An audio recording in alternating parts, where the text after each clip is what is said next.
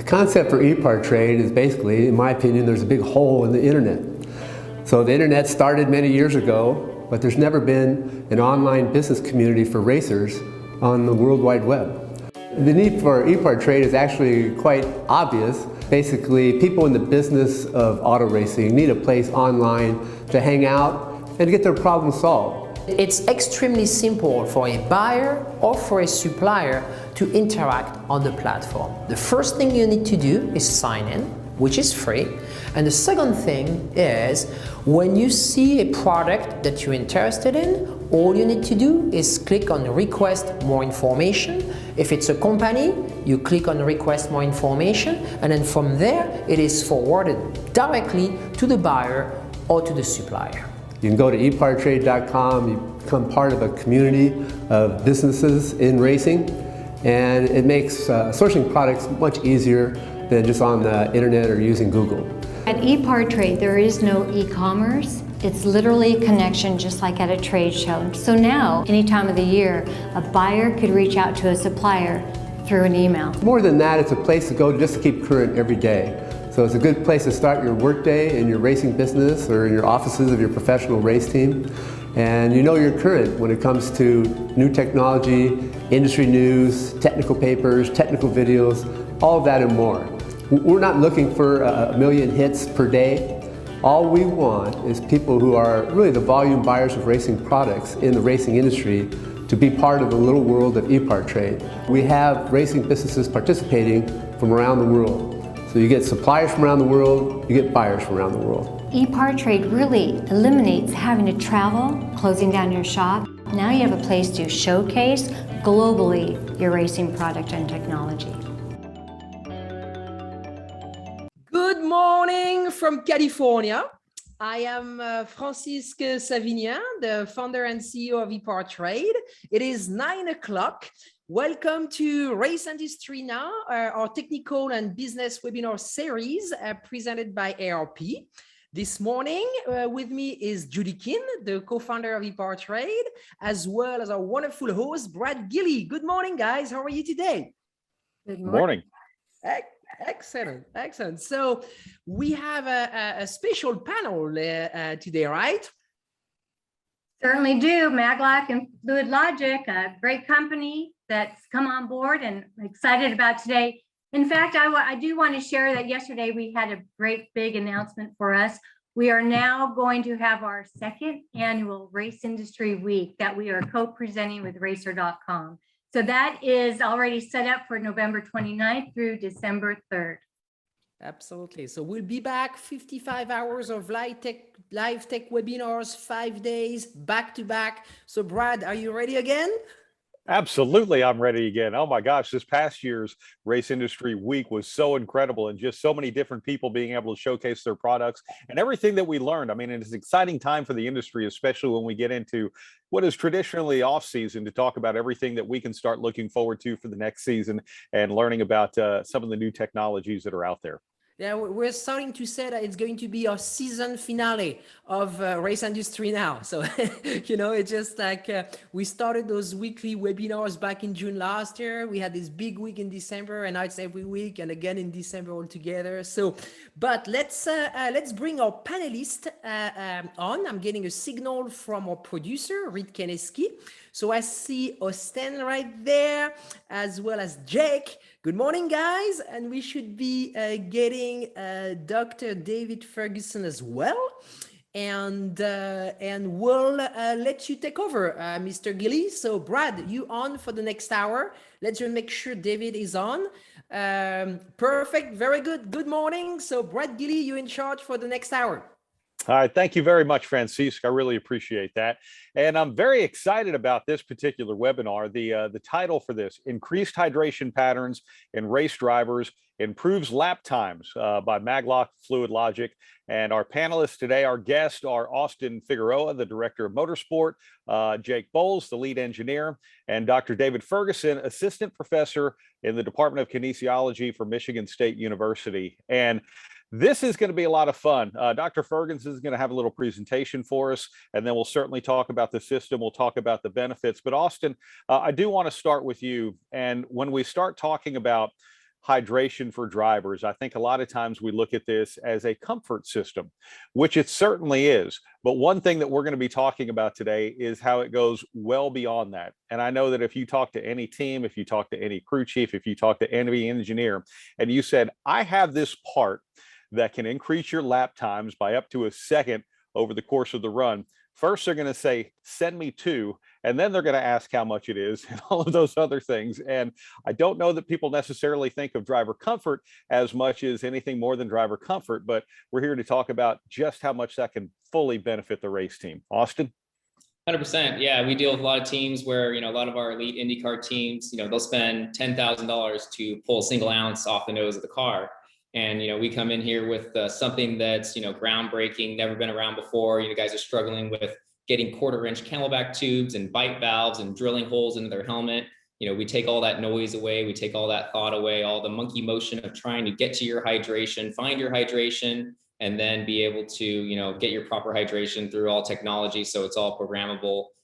We take all that noise away from you, and Fluidlogic really is something that's been developed by racers for racers. We started this back 6 years ago in Baja, the toughest conditions, the toughest terrain. And then it trickled up to the top, the elites of the NASCARs and the IndyCars and everything in between.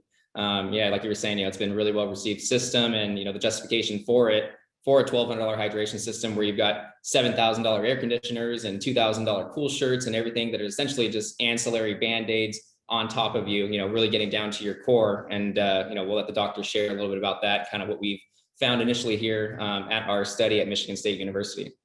Yeah, and as we go through this, I know some folks are probably going to have some technical questions about how the system works, how it gets installed. You mentioned the helmet and all of that.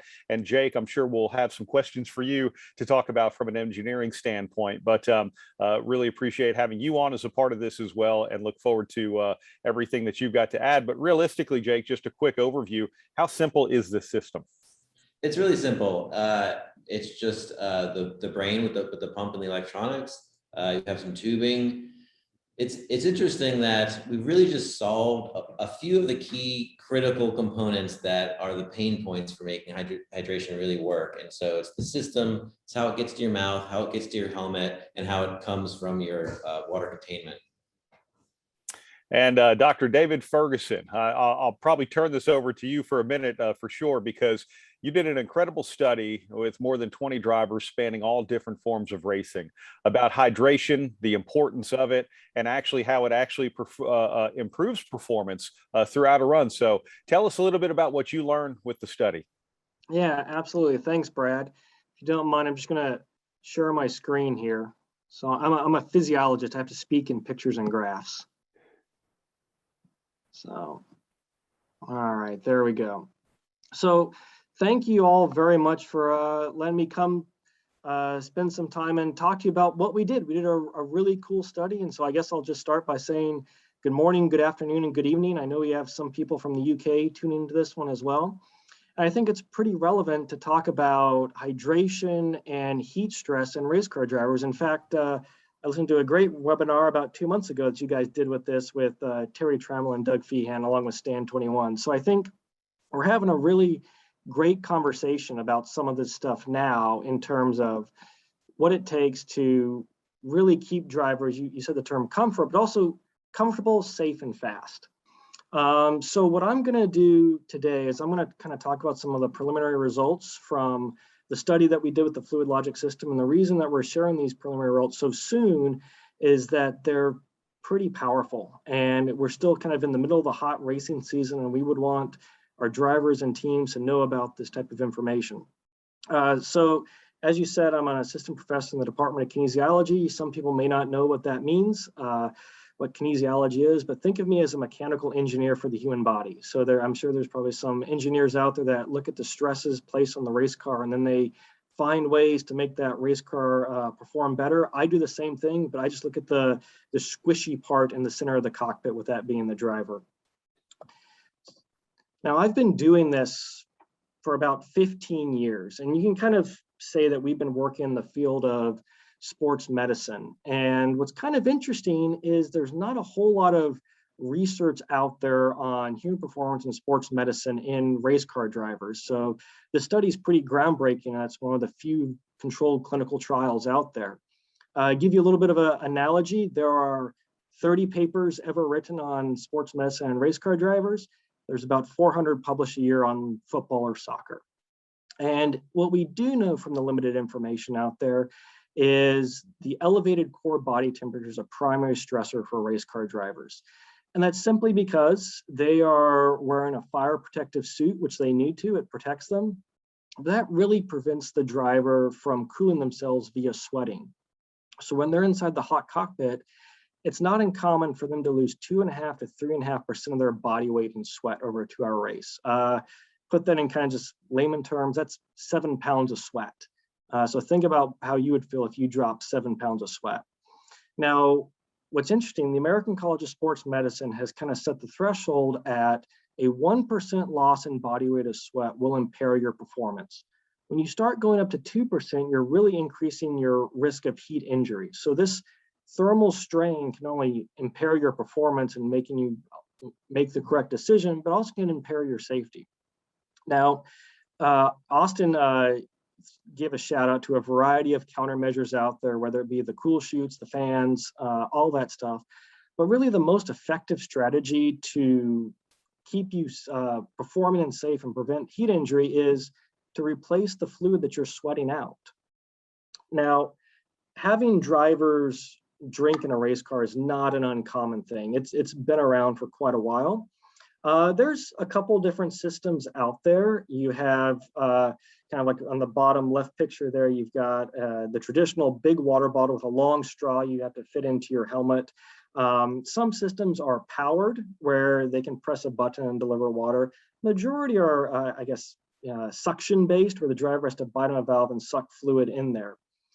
The problem is there's a lot going on inside a race car, and that might be kind of a redundant statement to make to this audience, but the driver's doing quite a lot, and manipulating a straw to their helmet in order to consume water is a difficult task. And what really kind of got me interested in Fluidlogic and Maglock a couple of years ago was when I saw this design at Laguna Seca.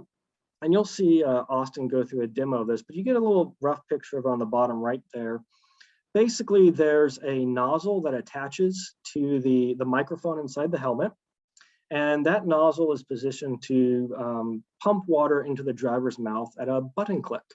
Now, what's really great about this button is that it mounts on the steering wheel and it will flash a bright light when it's time to drink. And so it's prompting the driver to drink. And when they do need a drink, it's hands-free. They can press the button, they get the right amount of water at the right time. So I was really interested in this. I thought, oh my gosh, this could really address some of the thermal strain issues that we're seeing in racing. So we did this study. It's kind of the first clinical trial in motorsports, which is really cool. We had 20 drivers from NASCAR, IndyCar, IMSA, and Formula E. You can kind of see the breakdown. Majority came from IMSA and IndyCar. And we brought them into our lab at Michigan State University. And one of the unique things we did about this is we did this on a racing simulator. You can go and do this in the actual race car, but getting really controlled data in a race car is really difficult. Anyone that's been inside a race car knows how uncontrolled it is. So doing a race simulator really helps us kind of counteract that. Ours is a pretty robust, high-end one. And just because we're kind of crazy physiologists, we put our race simulator inside an environmental chamber. And all that means is that we can control the temperature, the humidity inside the room, along with all the aspects of the car setup. So what we did was we put the simulator in our environmental chamber. We cranked the room up to 100 degrees Fahrenheit and about 80% humidity. So it was a little uncomfortable. We then had all of the drivers drive on Road America. We picked that track for a reason because it's got 2 very long straightaways. So if drivers were not using the Fluidlogic system, they could still have time to try and find that straw and put it in their mouth to drink a little bit. I made them drive a GT3 race car. I can go into more details later in the question about why we picked that and what we did there. So, there are some limitations to a simulator. It doesn't induce the G loads that the body experiences. So we mimicked those G loads by having the driver do a 30-minute fatiguing cycling protocol. That raised their core body temperature. We then had them don their full race gear, and they went and they drove on our simulator in this hot environment for 1 hour. Then the next day they came back and they did the same thing again, just with a different drink system. So all drivers had the Fluidlogic system, and then they just had a traditional water bottle with a straw, kind of the big bladder with a straw that kind of went around the helmet. And what's really nice about our setup was we were able to measure a variety of physiological markers as well as car performance variables. And we've got some pretty high-end artificial intelligence statistical software to really analyze this to figure out some meaningful information from this. And we can go into more later, but I'll kind of give you the overview of that. So we're going to start with the two graphs we have here, and just to kind of orient you, everything in orange is going to be our water bottle. Remember, that's our bladder with the long straw, and things in blue are going to be the Fluidlogic system. We're going to start by looking at the graph on the right, and that simply shows the drinking pattern the drivers use with each system. So with the Fluidlogic system, you can see the driver gets on the simulator, they take a couple drinks, but they are pretty consistent throughout the driving session with the Fluidlogic system, as it's intended to be. The button flashes, the driver presses the button, they get the set amount of fluid, and they continue throughout the driving system. The water bottle was a little different. The driver would get on the simulator, grab the hose, stick it in their mouth, and drink quite a lot of water, and then throw the hose away. Then around lap 16 and 17, the drivers would grab the hose again and try and consume water again. Now, in terms of how that affected physiology, if we take a look over on the graph on the left, we see that the Fluidlogic system was able to bring the core temperature down at a faster rate and kind of stayed a little bit lower than the water bottle system. Now, that's really important because you might have heard that when you feel the need to drink, it's actually a little bit too late, you're a little dehydrated. Now, let's talk a little bit about what happens in terms of driving performance. If you look at the lap times on the graph on the left, you see that really for the first 15 laps, there's really no difference between the two systems. It's pretty consistent. All of these individuals were professional. They can put in consistent laps. That's their daily job. They know what they're doing. However, around lap 18, when the drivers had the water bottle, their lap times became highly variable. Now, this is also correlates to when they were grabbing that water bottle again. Truth is, the drivers were becoming dehydrated. They were having performance loss occur, and that really induced quite a lot of variability into their lap times. And if we just look at the average lap time for the last 4 laps, which is the graph on the right, you see that when the drivers are using the water bottle, they're roughly 1 second slower than with the Fluidlogic system. You know, to this audience, I don't have to explain what 1 second in racing equals to, but I will throw out a random statistic that I heard 4 or 5 years ago now. I'm going to say it's true. I've heard it a couple times, but I once heard that IndyCar teams would spend $100,000 to gain 1/10 of a second. And I'll let you guys do the math about what 1 second is worth in terms of cost. And we'll let Austin throw the quote out for the Fluidlogic system again after this. So you might be asking yourself, these are professional athletes. They know what they're doing. Why is there such variability in what's going on here? And the truth is that we started to notice when drivers had the water bottle, they started to have an increased incidence of driving errors. This could be anything of the car sliding off track, dropping a wheel in a corner, imprecise braking result. And that's, you know, it's very, very minor things that the drivers were doing that were leading to a big effect in terms of impairment in lap time. And so what I'm going to do now is, I know we got a fairly technical group, so I'm going to show some fairly technical stuff. Again, I'm going to apologize for being a physiologist and throwing a lot of graphs and a lot of information out here.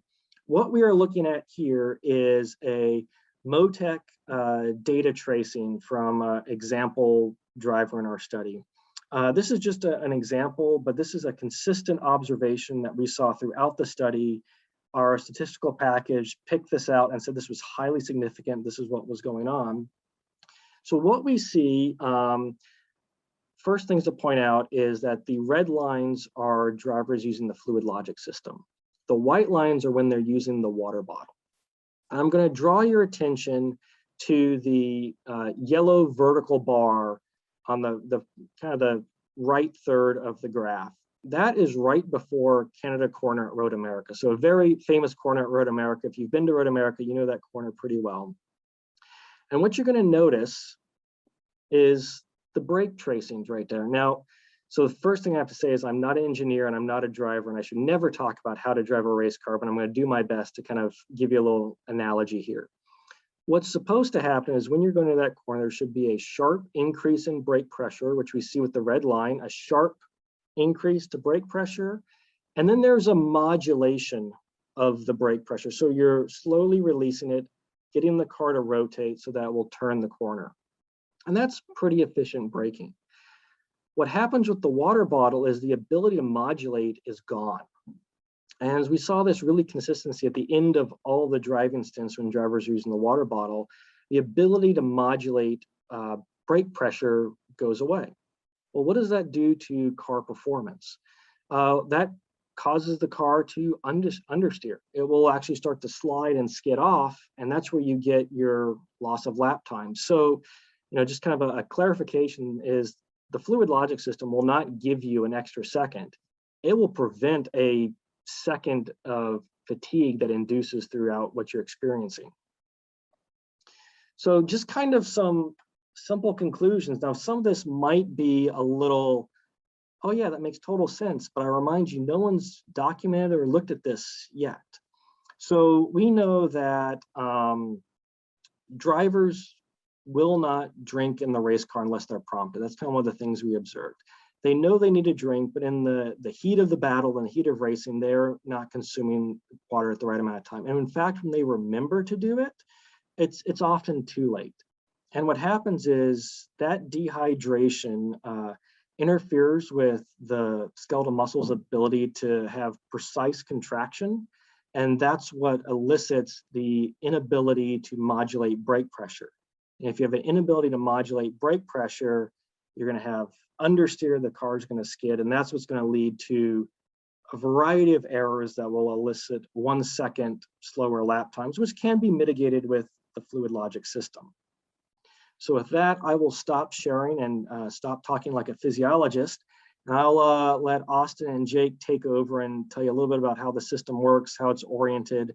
And yes, thanks again for having me on, and I really appreciate your time. Well, thank you, Dr. Ferguson. We really appreciate that. I do want to ask you one quick question because one popped up in the chat as it relates to what you were just talking about. And in that example that you showed of the braking in Canada Corner, what lap was that data from? That was from lap 21, if I recall correctly. So it was at the end of the stint.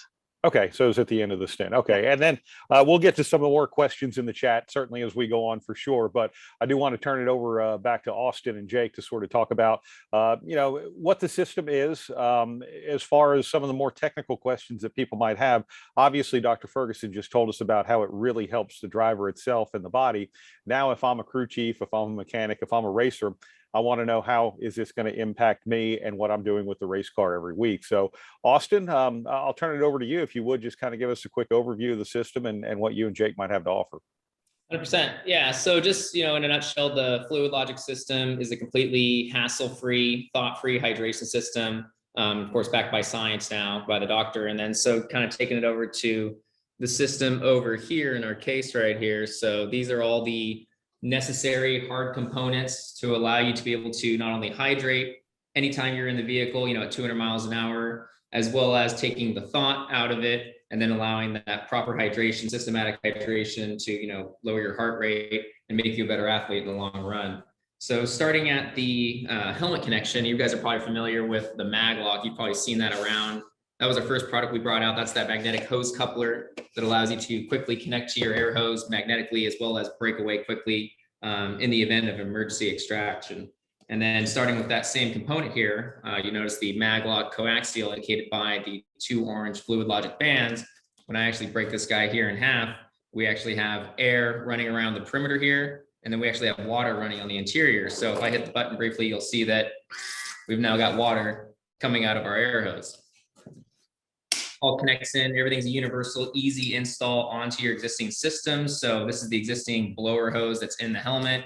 Same 1.25 Parker pumper hose that's been used for the last 30 years. Everything cuts to length, quick connect connections in here. There's also a check valve inside this hose side, threads right onto the existing air hose, and then connects right into your helmet. And then on your helmet, when we come down in through the helmet, we actually utilize a 4mm, super small, super flexible, lightweight hose. This actually runs inside the existing air channels of the helmet. So you've probably seen on TV some in-car videos of guys where they would drill a large hole in the chin bar of their helmet. They might rip the screen out of here, go in through an air vent with a 1/4-inch Camelback tube down into the helmet, try to get that close to the driver's mouth. That never works. Leaks on the microphone. We've heard a ton of issues that come from using those bite valves within the helmet. There's not a lot of room in front of a driver's helmet, especially with radios and things like that inside, and trying to get a drink tube into that usually causes a ton of issues. The way we get around all those issues, using our 4mm line, we run in through the existing cheek padding just down to the chin bar, and then on the driver's microphone, we heard a little bit from the doctor, and you saw it in that picture on the slide, we put what's called the Aquacon. So you can see that little orange piece in there. And what that Aquacon is it's a food grade soft silicone piece. It slides right over your mic, just like a cell phone case would go on your cell phone. And now your water nozzle is delivered right directly in front of your lips. And then again, there's not only a check valve inside this hose side, so we've got a hydraulic lock all the way back down the system, but also in your helmet, when you disconnect, there's a check valve in this Aquacon. So it's a complete hydraulic lock with inside your helmet, never leaks, never dribbles out, never gets any air in the system. And then when you change drivers and get back in the vehicle, your hydration is right exactly where you just left off. And then back downstream, hopefully you can see it over here. We come over through the air hose. This is our, we'll go into a little more technical detail because we have a lot of technical minds here on this webinar. So this is where we actually inject our water line into the air hose. So it then runs coaxially up to the helmet. We then come out of the system using a dairy grade 1/4-inch tubing. So this is an insulated tubing, trying to keep the water as cool as possible when inside the vehicle, all the way down to our Fluidlogic pod. And this is really the heartbeat and the brains of the whole Fluidlogic system. So inside here is our high pressure pump, builds about 35 PSI of fluid pressure. That's what allows us to run not only our dual check valves, but also the super small water line that's able to run through the helmet. And then it's all controlled by our circuit board. And what's unique about our circuit board is it's also completely programmable via the Fluidlogic app. So I can actually pull up here on my smart device. I can adjust everything from the dose of water that's delivered for every button press in milliliters to my lips. I can adjust the reminder feature. So how often I'm actually reminded, and I'll talk about how we actually remind that individual, that athlete, when it's time for them to drink. So again, we take that thought process away from it, as well as the pressure of the water that's delivered, as well as the brightness of that reminder. So the way we remind that athlete, directly from their steering wheel, we mount our micro button. And you'll notice on here, our micro button also has an integrated LED built into it. This is programmed to illuminate purely off the driver's preference. Right now I've got it on 30 seconds for demo mode. Typically our athletes will set this to 1.5 to 2 minutes. This will illuminate bright, remind the athlete it's time for him to hydrate. He clicks and he gets his dose delivered, and the reminder feature will go away. That's our coaxial system for the forced air hose users. If you do not use an air hose, like our open wheel guys or our IndyCar guys, we absolutely have a solution for that as well. And that's called our Flush 360 connection. So this piece right here, again, no modification to the helmet by any way, sticks to the chin bar using a 3M VHB, no drilling, no modifying. The same 4mm water line ducks right underneath the chin bar there, and then goes straight into the Aquacon. And then the connection is the same magnetic connection, shrunk down, turn 90 degrees, goes 360 degrees around the helmet, connects quickly. And of course, an emergency extract, driver has to get out. He simply gets out and this breaks away. So that's our Flush 360 connection for those that do not use an air hose, as well as our coaxial connection for those that do use the air system.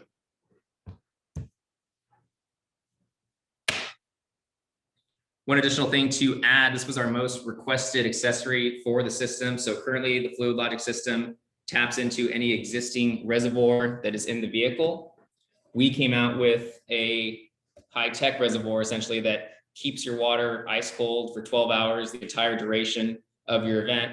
stainless steel, double wall vacuum insulation, copper dipped internally, keeps your water ice cold for the duration of your event, securely mounts to a roll bar in your vehicle, and then of course has a quick release mount so you can change it out on a pit stop. And we not only have a 20 ounce, we also have a 32 ounce size, and then we also have a 64 ounce size, just again, depending on the length of your stint and the length of your event as well.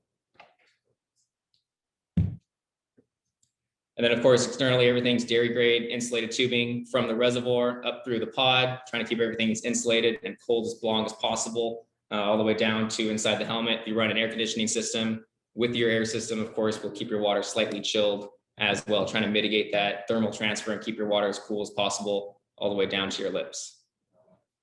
That's impressive. Very impressive. In fact, even some of the comments from the chat. From the technical side of this, one of the first questions we get, which I think was even expected, how much does it weigh? Now we start to, people are going to wonder about, we see the benefits. Now, what are some of the penalties to the race car? Weight being one of them, amp draw, different things like that. Yeah, of course. So that is the number one thing, is how much does it weigh? Your mileage will vary. The pod, Austin, have you weighed the pod? Do you remember how much? We're talking in the realm of, I think, about 500 to 700 grams, depending on if you choose to spec the coaxial system with the additional connections, or if you use the Flush 360. You're looking at, a negligible amount, 500 to 800 grams you're adding to the vehicle weight. Really, one of the bigger things, and I'll let Jake talk more on this, is we're increasing not only the athlete's performance, but also the efficiency of the use of the water. And we can also predict that, right? So if we're setting every couple of minutes, he's going to click that button and get 5 milliliters delivered, extrapolate that over a 4-hour event, you know exactly how much water he's going to need for that event. And then again, you're not carrying, 2 to 3 pounds of dead weight on the vehicle for the end of the event. Yeah, that's a really important point that is often overlooked, or not even really considered, is that if you do program the water, you know exactly how much you're going to use, as opposed to just having a bladder that you're sucking from, or a cup that you're sucking from. And as Dr. Ferguson pointed out, what'll happen is you'll drink at the beginning, and then you won't drink, and then you'll say, oh yeah, I need to drink again. And you'll start this kind of like chugging cycle, and you'll end up drinking a lot more water less efficiently. And you'll be like more poorly hydrated, even though you've drunk all this water and been carrying it around the whole race. So with our system, you can dial in exactly how much water you're going to need for the event, and then consume it the right way, so you actually carry less water. So yeah, I mean, we have a 500 to, in the very worst case, 800 or 900 gram penalty, but you get to take some water out as a result of carrying that around. And when we talk about that weight, though, are we talking about the total weight of the system, or if you measured it in net weight? Because if you're adding the Fluidlogic system, then you're taking away whatever you're using now. That's true, right? Of course. So if you already have a hydration system in your car, our system is not that much heavier. It's you already in your car, you're going to have a pump, you're going to have all the lines. Like I kind of said at the beginning, we changed a few very important things that make this the system. We always talk about it as a system because we changed a few key things that really change everything about how it works. The Aquacon is really important. It brings it right to your mouth and holds the water right next to your mouth, both physically, and it doesn't let the water drain back. So it's right there all the time, as opposed to something you have to kind of like reach out for and bite, or something you have to bring up to your mouth. So we've taken that friction out, and that thought out. You don't have to think about it. You don't have to do it. It's like right here all the time. We've taken out the friction related to finding your water hose. With the Maglock system, when you hop in the car or hop out, it just either connects or disconnects. And with the magnets, it finds really quickly, just kind of right here, and it goes click, or right up here, and it'll go click. With the forced air system, we also have a dock which you can mount into the car. So you click it off your helmet and it goes right in the dock. You know where it is every time. So you hop in, grab it, click in. So we've taken the friction away from finding the system, and we've taken the friction away from reminding to drink. I mean, we all watch racing. I mean, how many times do they come on the radio and say, oh, remember to drink, remember to drink, remember to drink. You're not drinking. And so we've taken all that friction out. So now your crew chief doesn't have to keep bothering you to drink. That's off their plate. That's off your plate. So like I said, it weighs similar to what you're already going to be doing. But it solves a couple of these key problems that as a whole, like, totally changes your hydration. There's a question in the chat, and I want to expand on it for both you, Austin and Jake, but also for Dr. Ferguson as well. But the question in the chat is, have you used anything but water in the system? And maybe some people have different types of electrolytes that they like to use. Maybe it's even a powder that dissolves in the water. Is there anything from a mechanical standpoint in the system that would prevent one from doing that? Yeah, the system is completely universal as far as whatever fluids you like to run in it. So we've seen a lot of our athletes use Scratch Labs or Cytomax or Body Armor. Exact same cleaning procedures, as a Camelback system. Just want to make sure you flush that out. Any sugary substances, flush that out with clean water at the end of it. They have sterilizing tablets that clean all the system on their own. Same procedures as that for the Fluidlogic system. And that is a very important additive. It is very important to have additives in the system. And I think the doctors talked to us a little bit on that as well, how important those are. Yeah, absolutely. Anytime that you are having that much sweat loss and that hot of an environment, you do need to replenish electrolytes. And the one thing that kind of is missed a little bit is from like a gut physiology perspective, and that in order to appropriately absorb those electrolytes, you need a little bit of glucose in that system. So, Austin mentioned some systems, and I think Jim, who asked that question, he's got his hands on a pretty good supplement that combines the right number of electrolytes and glucose that you actually absorb it. And that's kind of the next step in this study. If we were to do another one, is could you look at optimizing the solution makeup with electrolytes and glucose? I've heard rumors that some drivers incorporate a little bit of caffeine in their system for like at the end of a stint in a big 24-hour race. That sounds pretty cool to me. I like that. I'm going to go with a couple from the chat here as well. I do want to ask on a technical side, and Jake, maybe this is better for you.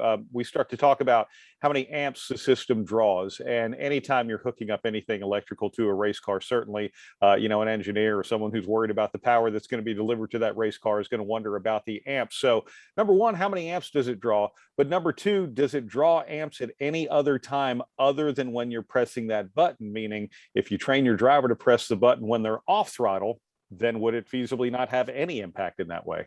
Yeah, that's a really good question. So the quick answer is it draws between 3 and 6 amps when you're drinking, depending what you set the pressure level to. So on low pressure, it draws about 3. At high pressure, it draws about 6. On medium, it's in the middle, it's about 4.5. The system does need to be powered all the time for the reminder. And when you're off the button, it only draws maybe 40 milliamps. It's basically negligible. It's basically the amount for the light itself, because the circuit board underneath is extremely low power.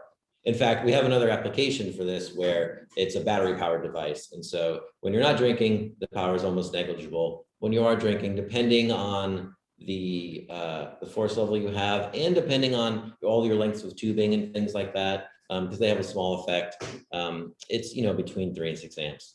At, of course, 12 volts if you have a 12-volt system. Gotcha. Okay. Here, a question from the panel. I'm putting together a Dakar team for 2023. What negative lessons learned were derived from Baja? Impressive, and thanks. Yeah, definitely. We learned a tremendous amount. I mean, back in the early days, we had a lot of 3D printed components. We were literally assembling components on the way down south, and literally in our hotel room, we were testing and finalizing everything.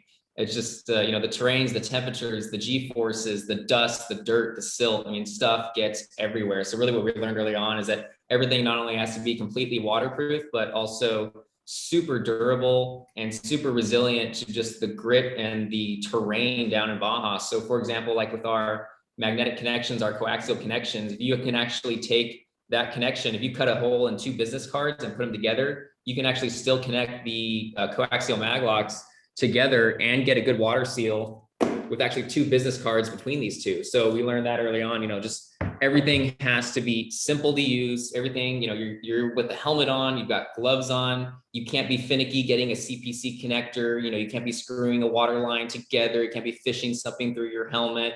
It just has to be really simple to use, easy to use, in and out.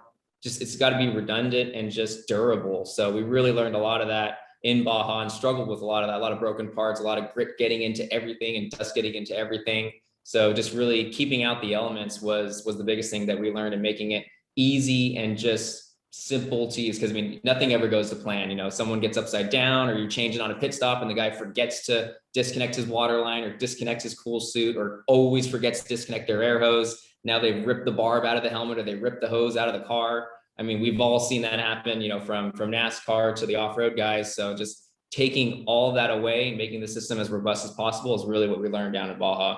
Yeah, I want to add to that a little bit.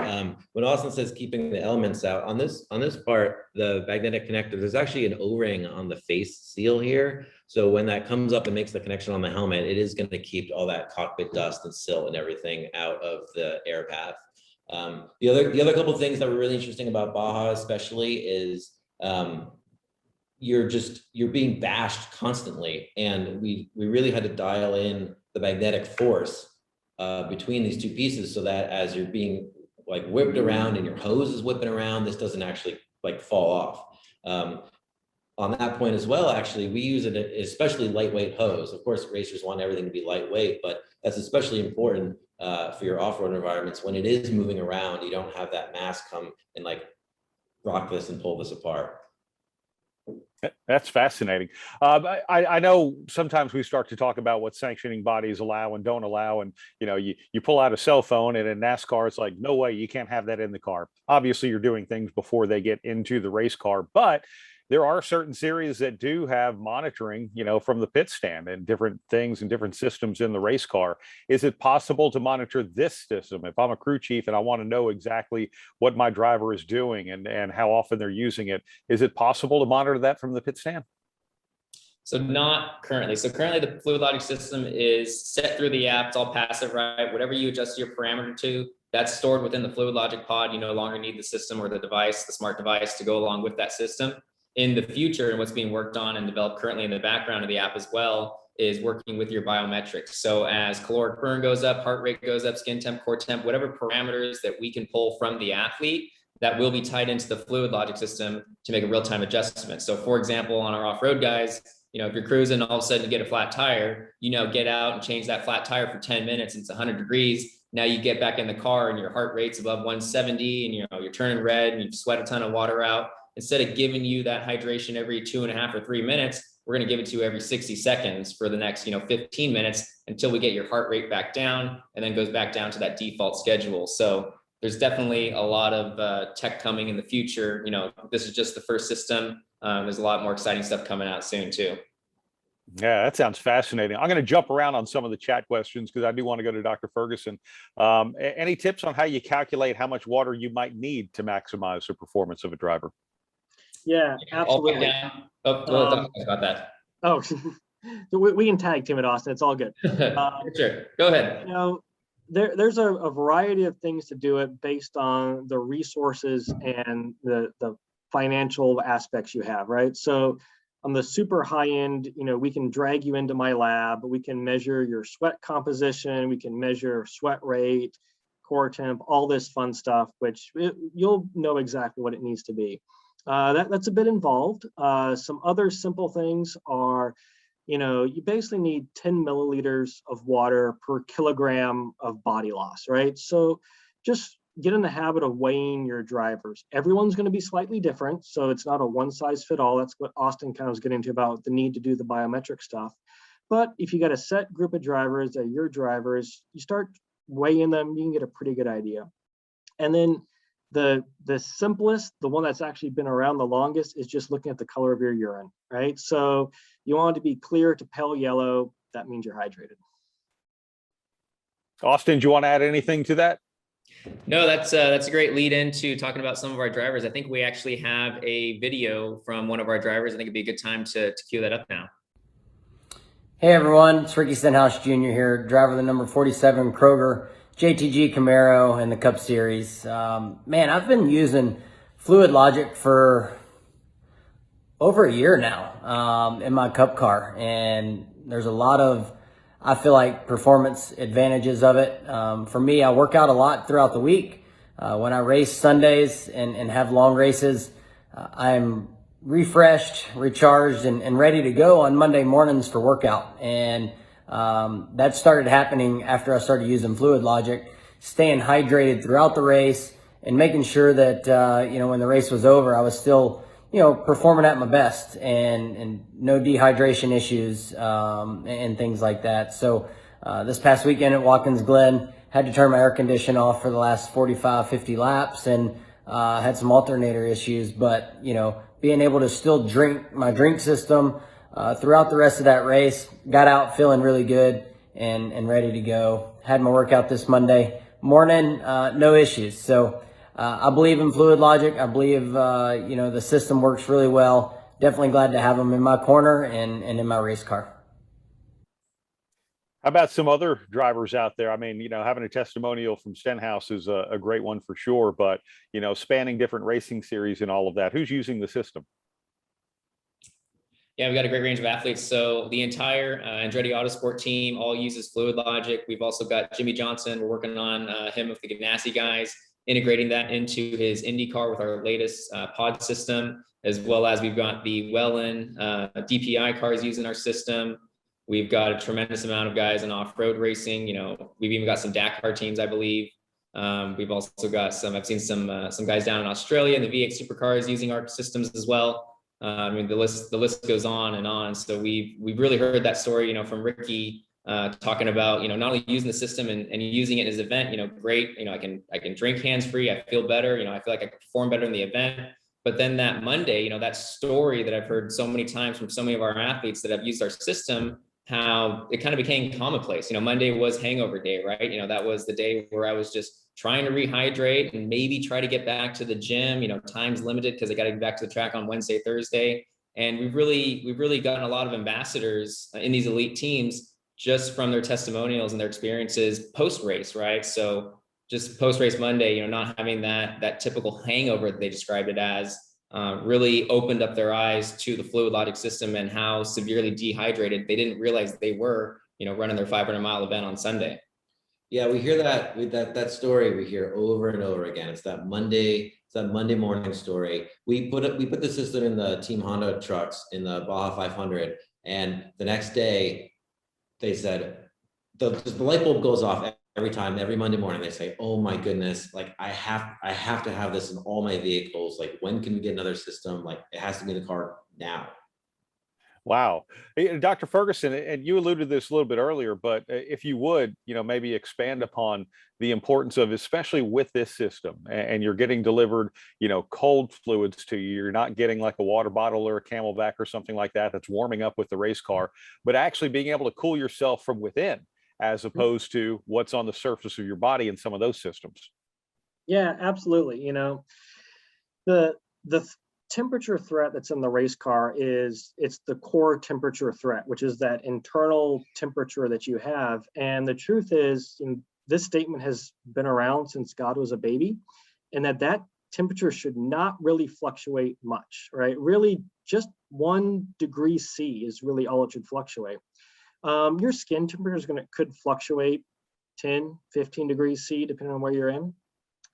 It's not uncommon for me before the Fluidlogic system is I would see core temperatures go up to 40 degrees C, which is alarming. By the way, that's when we put people in the hospital, and that was happening pretty consistently in race cars. But the ability to actually consume that fluid, so get the fluid in, is a game changer. Remember, most of your body is water anyway, and it needs to maintain that in order to, have your heart beat efficiently and for your brain to work effectively. Those are 2 things that you do not want compromised in a race car at 200 miles an hour. So getting that water in there, and like kind of the other question, water, electrolytes, glucose, just getting that in there to be able to lower your core body temperature really is kind of a game changer in terms of performance, but also just in terms of health. And that, kind of refers back to what Austin and Jake were saying, of it is a hangover. The reason why you feel so bad on Monday is because you're that dehydrated. That is just like a hangover. So so being able to, we talked about the cool shirt systems, we've talked about other AC systems that work on the periphery. The truth is that doesn't really penetrate into the core, right? That's why we're able to survive where I am in Michigan in the winter. It's freezing. Like, it doesn't penetrate the way you can get fluid into your core system. So absolutely.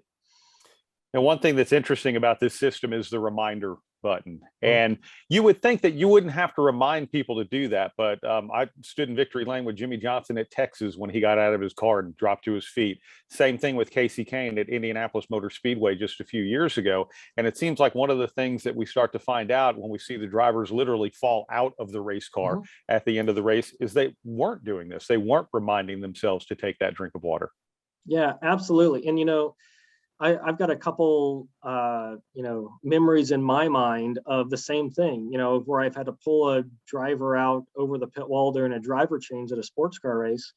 And, he thought he said to me, I'd like a bottle of water. What I heard was, blah, blah, blah. And then, I'm dragging him through the pit basically.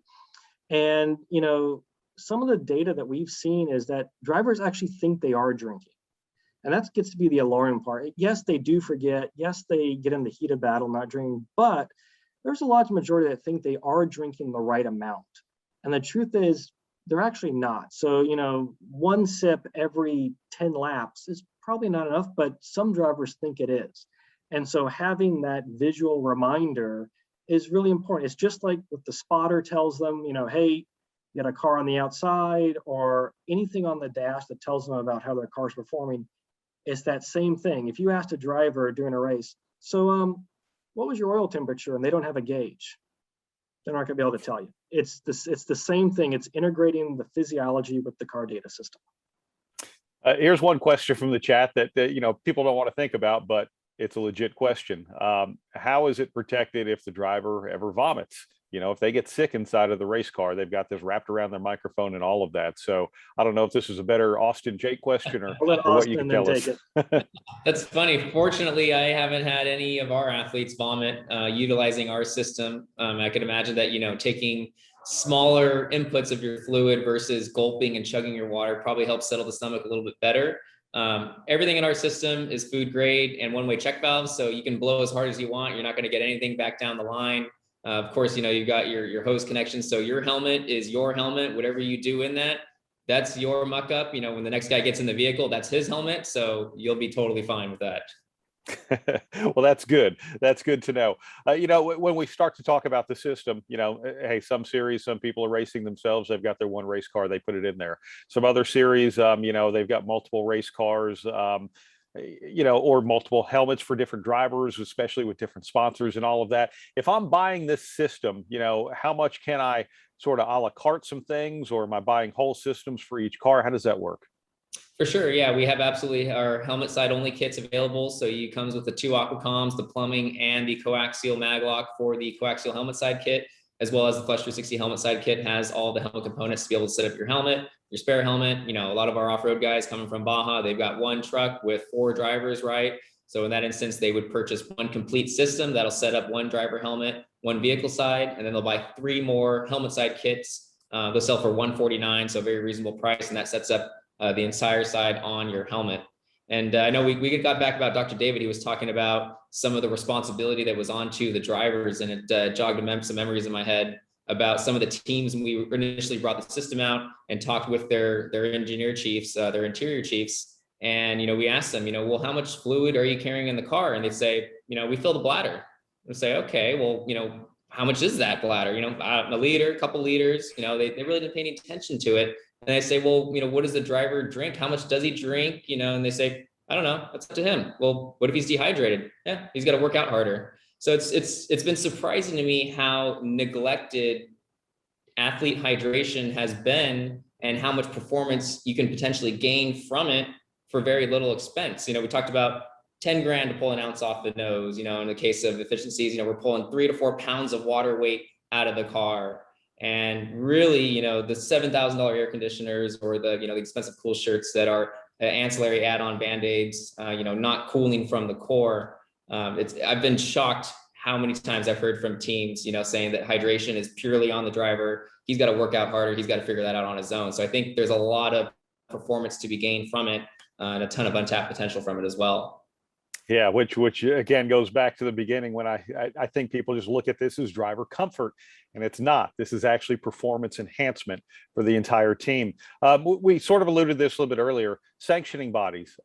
Is there anyone who disallows it, who allows it? Modifications? How does that work? It's great. So we've got systems in SCORE, off-road. We've got systems in NASCAR teams, IndyCar teams, IMSA, GT Celebration, everything in between. As far as some of the questions, as far as like some of the international series, we do fall within the lines, not of driver comfort, but driver cooling. So with a lot of sanctioning bodies, driver cooling is completely up to the individual engineers and the teams to decide on what they want to use. So what, blowers or air conditioners or systems they want to use on that. Hydration systems fall into that as well. So we all fall within the realm of driver cooling. So definitely, check with your sanctioning body as well and do a little bit of homework on it. But with most of our teams, we fall within the realm of driver cooling, and that's completely up to the teams to develop. That's great. Dr. Ferguson, I've been at racetracks where it's been 105 degrees and dry. And I've been at racetracks where it's been 85 or 90 degrees and completely humid.